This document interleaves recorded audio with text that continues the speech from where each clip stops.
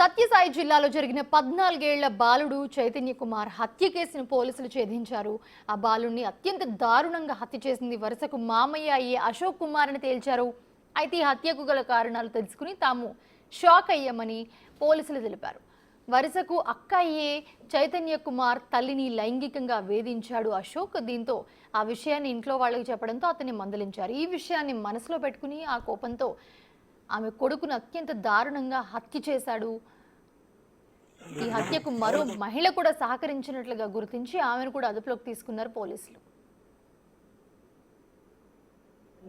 స్వయాన పెద్దమ్మ కొడుకు, కజిన్ బ్రదర్, అతను ఆమెని కొద్ది కాలంగా సెక్సువల్గా హెరాస్ చేస్తున్నాడు. కారణం ఏంటంటే మదరు 12 years బ్యాకే హస్బెండ్తో విడిపోవడం జరిగింది. అతను కూడా మేనమామే, తల్లిదండ్రులతో ఉంటుంది.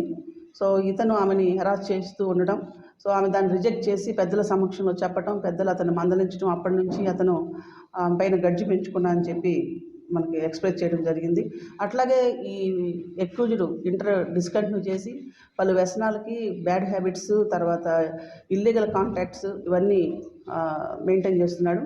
లిమిట్స్లో తెల్లారగట్ల సర్చ్లో బాడీని ట్రేస్ అవుట్ చేయడం జరిగింది. పిల్లవాడి మెడ, నెక్ కట్ చేసి చేతులు టైన్ పురి దారంతో కట్టి డెడ్ బాడీ అక్కడ పడి ఉండడం జరిగింది. అలాగే ఒక 50 meters దూరంలో పిల్లవాడు వేసుకున్న స్కూల్ యూనిఫామ్ సంబంధించిన ప్యాంటు కూడా. అశోక్ ఇంటర్తో చదువు ఆపేసి వ్యసనాలకు బానిసైనట్లుగా గుర్తించారు పోలీసులు. ఫేస్బుక్లో మహిళలను ట్రాప్ చేసి వారితో వివాహేతర సంబంధాలు కొనసాగిస్తూ ఉన్నట్లుగా గుర్తించారు. కర్ణాటకలో కూడా ఒక మహిళను ట్రాప్ చేసి ఆమె నుంచి బంగారు ఆభరణాలను తీసుకున్నట్లుగా గుర్తించారు పోలీసులు. ఇదే సందర్భంలో వరుసకు అక్క అయ్యే పుష్పవతిపై కన్నేశాడు. అయితే ఆమెపై లైంగిక వేధింపులకు పాల్పడి ఆ తర్వాత తిట్లు తిని ఇంకా ఆ తర్వాత పగతో ఈ దారుణానికి ఒడిగట్టాడు అశోక్.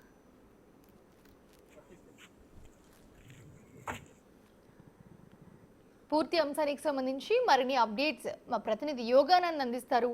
యోగానంద్. మోనిషా, ఉమ్మడి అనంతపురం జిల్లాలో సంచలనం రేపిన మడక్సిర బాలుడి హత్య కేసుని పోలీసులు ఛేదించారు.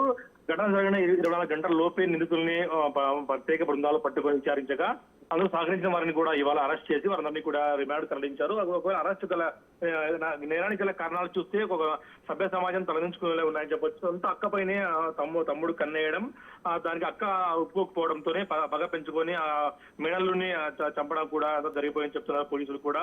అయితే అశోక్ ఏదైతే ఉన్నాడో ఇంటర్ నుంచి ఇద్దరితోనే చదువు ఆపేసి మధ్యలో వ్యసనాలకు బానిస్తాయి సోషల్ మీడియా ద్వారా పలువురు మహిళల్ని వేధించసాగాడు. అలాగే ఒక మాజీ ప్రేయసి ద్వారా కూడా ఈ తతంగానంతరం నడిపి తెలుస్తోంది.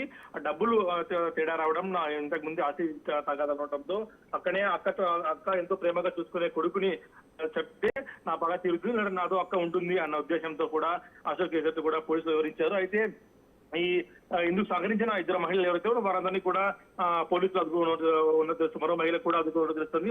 మొదట ఒక టాయ్ కారు కొనిస్తూ కూడా పిల్లవాడిని పావుగాడ తీసుకెళ్లాడు. పావుగాడ కర్ణాటక జిల్లాలో ఉంటుంది, కర్ణాటక రాష్ట్రంలో ఉంటుంది. అక్కడ తీసుకెళ్లి అక్కడి నుంచి ఆ పిల్లని ఒక లాడ్జిలో పెట్టి ఆ తర్వాత పావుగాడకు వచ్చి పావుగాడ నుంచి తన ప్రేయసి నాగలక్ష్మణకి బైక్లు ఎక్కించుకొని ఇద్దరు కూడా దారాలు కొనుక్కొని, తాళ్ళు కొనుక్కొని, ఒక కట్టె కొనుక్కొని ఆ చేతులు కాళ్ళు కట్టేసి పిల్లవాడి గొంతు కోసి కిరారుగా గొంతు కోసారు. గొంతు కోసిన తర్వాత కూడా ఆ సెల్ ఫోన్ సిగ్నల్స్ ద్వారా పోలీసులు ఈ విషయంతా కూడా పసిగట్టారు. అయితే అంతకు మునిపే అశోక్ ఫోన్ చేసి తాతకు ఫోన్ చేసి నీ మనవాడు ఎక్కడున్నాడో కనుక్కోవడం కూడా సవాలు ఇచ్చడంతో కూడా పోలీసులకు అనుమానం వచ్చి ఆ దిశగా అశోక్ పై ఎంక్వైరీ చేయగా అశోక్ మొత్తం తతంగానంతో చేసినట్టు కూడా వెలుగు కావడంతో అశోక్ సహకరించిన నాగలక్ష్మణ్ కూడా ఇరువురిని కూడా అరెస్ట్ చేసి రిమాండ్ తరలించారు. మౌనిషా.